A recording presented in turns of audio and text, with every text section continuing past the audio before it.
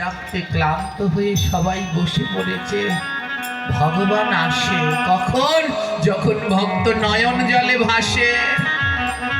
ও নয়নের জল ঝরলে তুমি আসো, কতটা নয়নের জল ঝরলে আসো। ভগবান বললেন কাঁদিতে কাঁদিতে যেদিন ধুলো হবে কাদা, সেই না কাদায় নন্দের বেটা জন্মে জন্মে বাধা। কান্না করতে করতে যেদিন নয়নের জলে তোমার চরণের ধুলা কাদা হবে, সেদিন ভগবান আসবে। দুফোঁটা নয়নের জলে নয় গো। তাই এ জগতে যারা ভক্ত তারা বড় দুঃখী, তাদের বড় দুঃখ, দারিদ্র, শোক, যন্ত্রণা। কেন? বলে কৃষ্ণ কৃষ্ণ বলে দুই বাহু তুলে কাঁদো।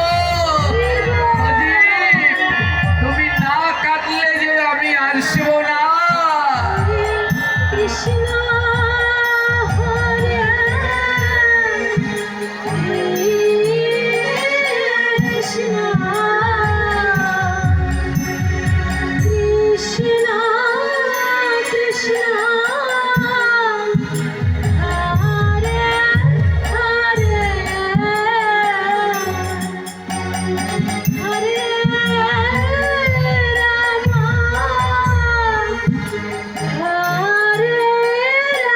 গৌর হরি গৌর হরি। রাম রাম হরে হরে গোবিন্দ মন্দিরের সব ভক্তরা ভগবানকে ডাকতে ডাকতে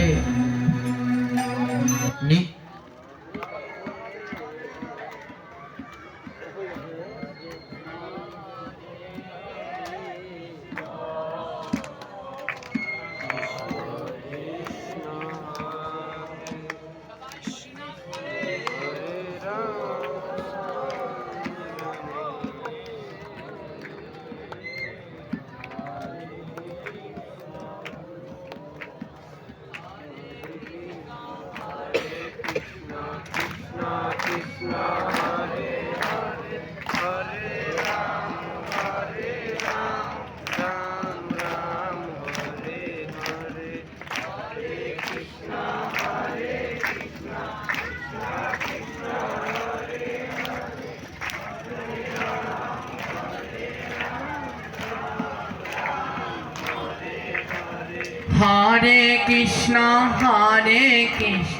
কৃষ্ণ কৃষ্ণ হরে হরে, হরে রাম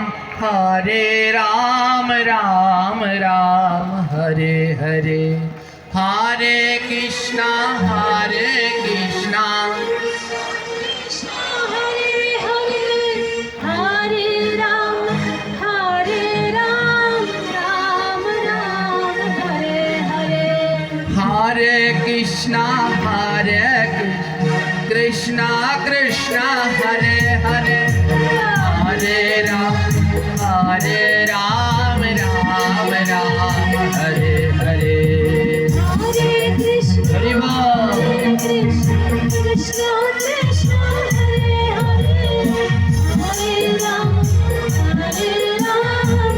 রাম রাম হরে হরে। বাবা, ওই ভক্তরা যখন ক্লান্ত হয়ে বসে পড়েছে, এতবার ডাকলো কিন্তু হরি চলছে না। সবাই যখন নিস্তব্ধ হয়ে বসে পড়েছে, কোনো শব্দ নেই, হঠাৎ টিক টিক টিক এমনি করে শব্দ আসছে। নিস্তব্ধ, তার মধ্যে এমন টিক টিক টিক টিক করে শব্দ হচ্ছে। আর যখন এমন টিক টিক করে শব্দ হচ্ছে, সবাই মিলে গোবিন্দ দেবের দিকে তাকালেন। ইংরেজ সাহেবরাও থমকে গিয়ে গোবিন্দ দেবের দিকে তাকালেন। আর যখন সবাই তাকালেন, অপলক দৃষ্টিতে দেখলো ভগবানের হাতে সেই ঘড়ি চলতে শুরু করে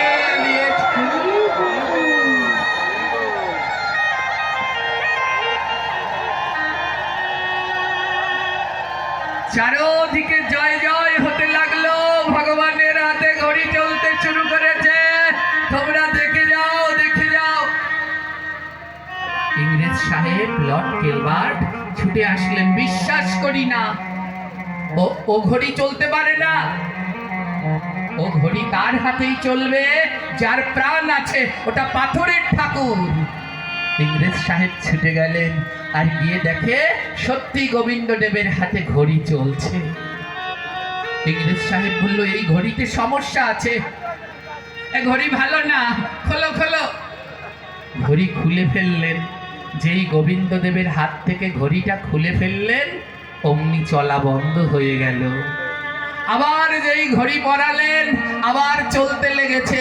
যেই খুলে ফেলছে সেই বন্ধ হয়ে যাচ্ছে, যেই পরাচ্ছে ঘড়ি চলতে লেগেছে। প্রভু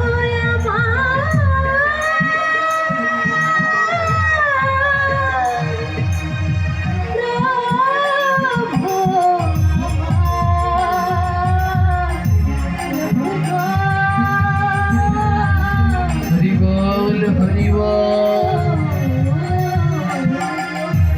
ইংরেজ সাহেব অবাক হয়ে গেলেন, কি ঘড়ি তো নষ্ট হয়নি। তার মানে এ পাথরের ঠাকুর নয়, এর মধ্যে ভগবান বিরাজ করছে। ইংরেজ সাহেবের সাথে তার যারা সহচারী এসেছিলেন সবাই মাথা নুইয়ে দিয়েছেন। সবাই বলছেন, সাহেব চলো আমরা ফিরে যাই। ইংরেজ সাহেব লর্ড গিলবার্ট বললেন, আমার আর ফেরা হবে না, তোমরা ফিরে যাও, আমার আর ফেরা হবে না। আমি বুঝতে পেরে গেছি এ জগতে কে ভগবান। এ জগতে কৃষ্ণ ছাড়া আর দ্বিতীয় কোনো ভগবান নেই।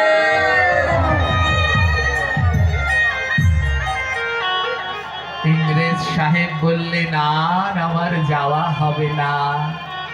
আজ থেকে যতদিন বাঁচবো, আমি অপরাধ করে ফেলেছি, বৈষ্ণব অপরাধ। তাই আজ থেকে যতদিন আমি বাঁচবো এই গোবিন্দ মন্দিরেই থাকবো। মন্দিরের পূজারীকে বলছে, ও পূজারী, মন্দিরের ঝাড়ু কোথায়? মন্দির মোছার ন্যাকড়া কোথায়? কেন সাহেব? আজ থেকে যতদিন বাঁচবো আমি মন্দির ঝাড়ু দেব আর এই মন্দির মুছবো। সেই দিন থেকে ইংরেজ সাহেব ওই গোবিন্দ মন্দির মুছতে লাগলেন আর সমস্ত মন্দিরের আঙিনা ঝাড় দেয়। সারা যৌবন কাটিয়ে বৃদ্ধ দশায় এসেছে ইংরেজ সাহেব। এখন আর তার আগের মতো দেহখানা নেই। এখন দেহটা জীর্ণ শীর্ণ হয়ে গেছে, বৃদ্ধ হয়ে গেছে।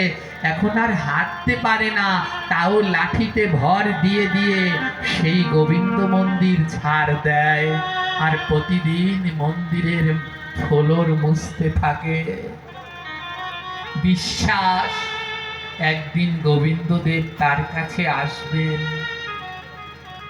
বয়স যখন নুয়ে গেলেন, উঠতে পারছে না, চোখে আর ভালো দেখতে পায় না মা।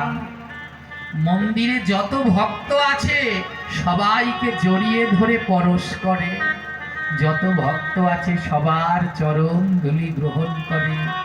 হঠাৎ একদিন ওই মন্দিরে ভক্তদের পরশ করছেন, যত ভক্ত আছে সবাইকে বুকে জড়িয়ে ধরে।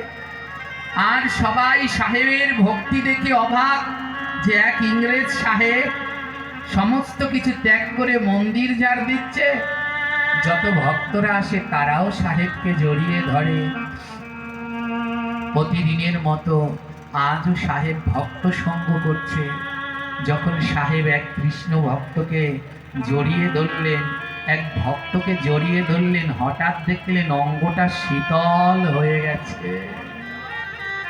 আমা বারবার বলি, যাও ভক্তের কাছে যাও, গিয়ে জড়িয়ে ধরো, ভক্তের পরশ করো, কারণ ভক্তের পরশ করতে করতে একদিন গোবিন্দ পাওয়া যায়।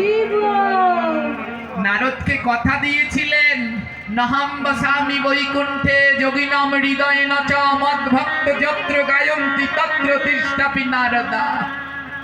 নারদ, আমি বৈকুণ্ঠে থাকি না, যোগীর হৃদয়ে থাকি না। যেখানে আমার ভক্তরা আমার গুণগান গায় আমি সেখানে থাকি। ওমা, আজ আপনারা এখানে ভগবানের গুণগান গাইছেন, তাই ভগবান এসেছেন বলে কোথায়? কোনো না কোনো রূপ ধরে ভগবান এখানে বসে রয়েছেন। আজ সে বড় ভাগ্যবান যার পাশে আমার গোবিন্দ বসেছে। তাই বলে ভক্তের পরশ করতে থাকো। ওই ভক্তের পরশ করতে করতে যেদিন ভগবানের পরশ লেগে যাবে সেদিন তোমার এ জীবন পূর্ণ। ওই সাহেব প্রতিদিন ভক্তদের পরশ করে। আজ ভক্তের পরশ করতে করতে হঠাৎ তার অনুভব হলো তার অঙ্গটা কেমন শীতল হয়ে গেছে। এ কি, এতদিন ধরে আমি ভক্ত পরশ করি, আমার অঙ্গখানা তো এমন শীতল হয় না। এ কার স্পর্শ লাগলো? এ কার স্পর্শ লাগলো? পূর্ণিমার চাঁদ আকাশে, আচ্ছা আচ্ছা আলো। সাহেব তাকিয়েছেন, সেই চাঁদের আলোতে সাহেব দর্শন করছেন যাকে বুকে জড়িয়ে ধরেছে সে আর অন্য কেউ নয়, অনাদির আদি পরমেশ্বর ভগবান শ্রীকৃষ্ণ। জয় জয় গোবিন্দ জয় গিরিধারে, জয় জয় গোবিন্দ জয় গিরিধারী। শ্যাম সুন্দর অতি মানহারি, শ্যাম সুন্দর মনোহারী। জয় জয় গোবিন্দ জয় গিরিধারে।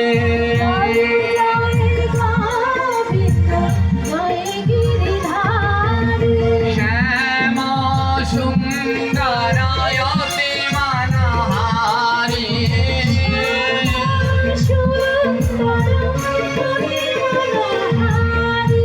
রাধার নায়ক সুন্দর শ্যাম।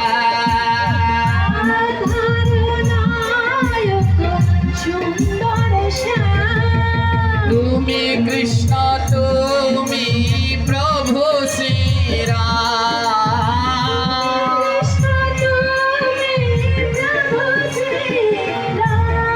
এ আমি কি দেখছি? এই যে আমার গোবিন্দ। আর ভক্ত আনন্দে মেতে উঠেছে। তোরা দেখে যা দেখে যা দেখে যা দেখে যা।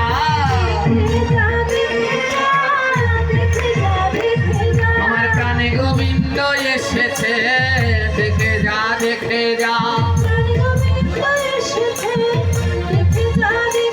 আহা, দেখে যা দেখে যা দেখে যা দেখে যা। আমার প্রাণে গোবিন্দ এসেছে, দেখে যা দেখে যা।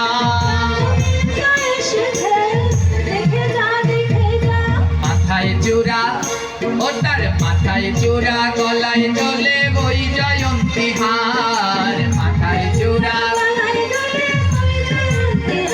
ও তার মাথায় চূড়া, গলায় দোলে বই জয়ন্তী হার। এই তো এসেছে আমার প্রাণের সুন্দর। সাহেব দেখলেন সাক্ষাৎ গোবিন্দ।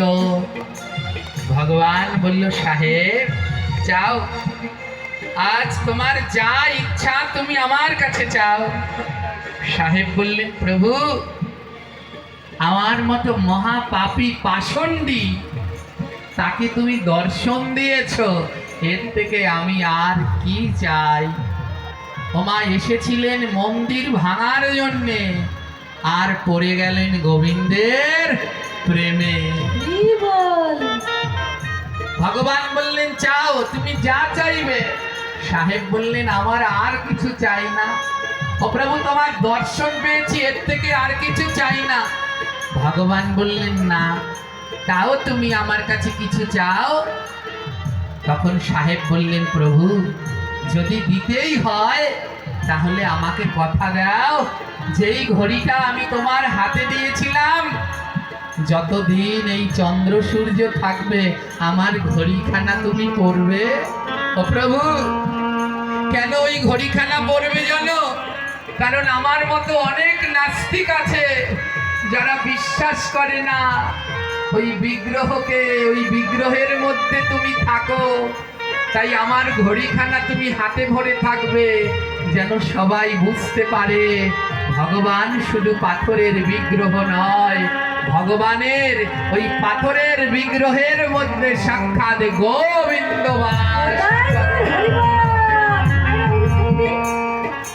কথা দাও ভগবান, কথা দাও আমার দেয়া এই ঘড়িখানা পড়বে। ভগবান বলল, কথা দিলাম ভক্ত, আজ থেকে তোমার দেয়া ঘড়িখানা আমি প্রতিদিন পরব। ওমা, সেই দিন থেকে আজও সেই গোবিন্দ দেবকে প্রতিদিন সেই ঘড়িখানা পরানো হয়। বড় আচার্যের কি জানেন? বড় আচার্যের এই মন্দিরে সন্ধ্যা আরতির পরে ভগবানের শয়নের সময় ভগবানের সমস্ত অঙ্গ, গায়ের শৃঙ্গারগুলো খুলে ভক্তদের দর্শন করায়। যখন ভক্তদের দর্শন করায় তখন দেখা যায় ওই ঘড়িটা যেই হাত থেকে খুলে ফেলে আর চলে না। আবার সকালবেলায় মঙ্গল আরতির পরে যখন ঘড়িটা ভগবানের হাতে পরিয়ে দেয়, আবার ঘড়িটা চলতে থাকে। আজও সেই 200-300 বছরের পুরানো ঘড়ি আমার গোবিন্দের হাতে চলছে। কে বলেছে আমার ভগবান নেই?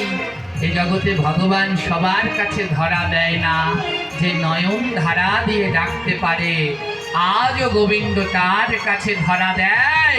তার প্রমাণ জয়পুরে শ্রী রাধা গোবিন্দ ভগবান।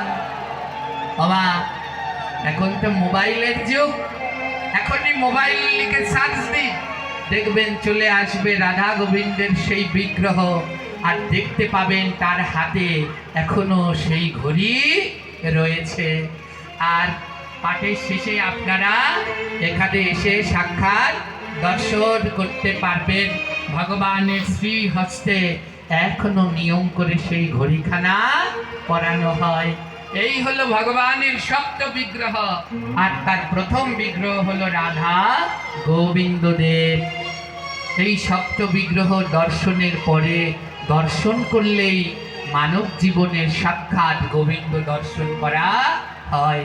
কারো যদি এই ব্রত তালিকা লাগে আপনারা নিবেন, ওখানে রয়েছে, কারো লাগলে আপনারা নিবেন। বৃন্দাবনে শ্রী রাধা মুরারি মোহন সেবাকুঞ্জ থেকে প্রকাশিত নির্ভুল ব্রত তালিকা। আমরা একাদশী করতে গেলে পরে বিভিন্ন বিপদে পড়ি, আজ একাদশী করব না কাল একাদশী করব। এর সমাধান অনেক আগেই দেয়া হয়েছে। বৃন্দাবনে রাধাকুণ্ড থেকে প্রকাশিত হয় রঘুনাথ গাদ্দি।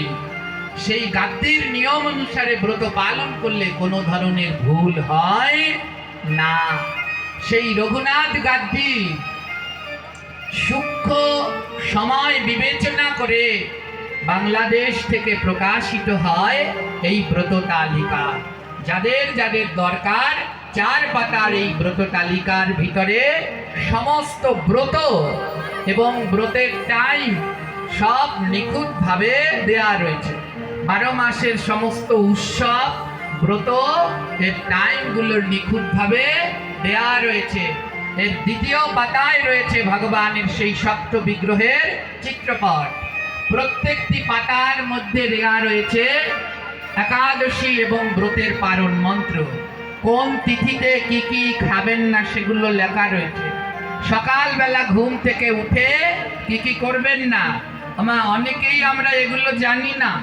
দামোদর মাসে ভগবানের কোন বিগ্রহের পুজো করতে হয় জানেন? দামোদর মাসে রাধা গোবিন্দের নয়, দামোদর মাসে ভগবানের ইষ্ট দেব হলো রাধা দামোদর। এই দামোদর মাসে রাধা দামোদরের সেবা করতে হয়, এই রাধা দামোদরকে দীপদান করতে হয়। কিন্তু আমরা দীপদান সম্বন্ধে জানি না, দীপদানের মন্ত্র জানি না। এই ব্রত তালিকার মধ্যে মন্ত্র দেয়া আছে। দামোদর মাসে 3টি মন্ত্র বলে ভগবানকে দীপদান করবেন। দামোদরায় নভোষি তুলায়ম ললয় স্বাহা প্রদীপন্তে প্রজস্বামি নাম অনন্তায় বেধসে দামোদরায় বিশ্বয় বিশ্বরূপধরায় চ নমস্কৃতা প্রদাস্মে ভমোদীপম হরিপ্রিয়া। দামোদর মাসে আকাশ প্রদীপ দান করতে হয়, পিতৃপুরুষদের উদ্দেশ্যে দীপদান করতে হয়। পিতৃপুরুষদের দীপদান করলে তারা সমস্ত পাপ থেকে মুক্তি লাভ করে ভগবানের ধামে যায়। পিতৃপুরুষদের দীপদান করবার সময় বলতে হয় নাম পিতৃভ্য প্রেতেভ্য নাম ধর্মায় বিষ্ণবে নাম জামায় রুদ্রায় কান্তার তপায় নমঃ। দামোদর মাসে প্রাতঃস্নানের মন্ত্র, অর্ঘ্যদানের মন্ত্র। দামোদর মাসে কোন দিন ভগবানকে কোন পুষ্প নিবেদন করতে হয়। এছাড়াও এই ব্রত তালিকার মধ্যে ভগবানকে কিভাবে শৃঙ্গার করাবেন সব রয়েছে। আমার টাকা থাকলে ঠাকুর কিনে আনা যায়, কিন্তু পুজো করা বড় কঠিন। অনেকের বাড়িতে বিগ্রহ আছে, কিন্তু সবার বিগ্রহ সেবা করা উচিত নয়। শুদ্ধ সাত্বিক সদাচারী হওয়ার পরেই তারপরে বিগ্রহ সেবা করতে হয়। যাদের বাড়ি বিগ্রহ আছে, ইচ্ছে মতো ভগবানের সেবা দিচ্ছেন, অপরাধ হয়। ভগবানকে পোশাক পরানোর নিয়ম আছে। সব দিন মন গড়া পোশাক পরানো যায় না। হ্যাঁ, এই ব্রত তালিকার মধ্যে লিখে দিয়েছি কোন দিন ভগবানকে কি পোশাক পরাবেন। রবিবার এবং একাদশীর দিন ভগবানকে লাল রঙের বস্ত্র পরাবেন। পূর্ণিমা এবং সোমবার দিন ভগবানকে সাদা রঙের বস্ত্র পরাবেন। মঙ্গলবার দিন গোলাপি রঙের বস্ত্র পরাবেন। বৃহস্পতিবার পীত এবং বাসন্তী রঙের বস্ত্র পরাবেন এবং শুক্রবার বিচিত্র রঙের বস্ত্র পরাবেন। বাকি দিনগুলোতে আপনাদের মনের মতো পোশাক পরাতে পারেন। কোন তিথিতে কি খাবেন না, কোন দিনে কি কি চয়ন করতে নেই। যেমন রোববার দিন তুলসী পত্র চয়ন করলে কৃষ্ণ ভক্তি নষ্ট হয়। সোমবার দিন বেলপত্র চয়ন করলে নরকে বাস হয়। মঙ্গলবার দিন বাস কাটলে বংশ ধ্বংস হয়। বুধবার দিন দুর্বা তুললে আয়ু কমে যায়। বৃহস্পতিবার দিন কলা পাতা কলা গাছ কাটলে লক্ষ্মী রুষ্ট হয়ে চলে যায়। আর শনিবার দিন পঞ্চপল্লব এগুলো তুললে পরে কলঙ্ক হয়। এইগুলো সব এর মধ্যে রয়েছে। তুলসী পত্র চয়ন মন্ত্র, বিল্লপত্র চয়ন মন্ত্র, দুর্বা চয়ন মন্ত্র আমরা জানি না, এর মধ্যে রয়েছে। ভগবানের প্রিয় পার্ষদ 64 মহন্ত। ভগবানের প্রিয় পার্ষদ কত? এই 64 মহন্ত। একটি দুর্লভ চিত্র এখানে রয়েছে। আমার 64 মহন্ত কারা জানেন? রাধারানীর কয়জন সখী আছে? 8 জন সখী। ললিতা, বিশাখা, চিত্রা, চম্পকলতা, রঙ্গদেবী, সুদেবী, তুঙ্গবিদ্যা, ইন্দ্ররেখা।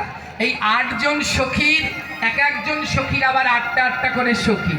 তাহলে ললিতার 8টা সখী, বিশাখার 8টা সখী, তা 8 জন সখীর 8টা সখী হলে মোট কয়টা সখী হয়? 8টা। সেই 8 64 জন সখী কলিযুগে অবতীর্ণ হলেন, নাম হলেন 64 মহন্ত। সব এর মধ্যে রয়েছে। জয় নিতাই। আদ্যকার হরিকথা আমরা এখানে বিশ্রাম দিতে চলেছি। সবার জন্য প্রসাদের ব্যবস্থা আছে। কেউ প্রসাদ না নিয়ে যাবেন না। সবাই একসাথে হুমড়ি খেয়ে পড়বেন না। অনেক ব্রত তালিকা আছে, যাদের যাদের লাগে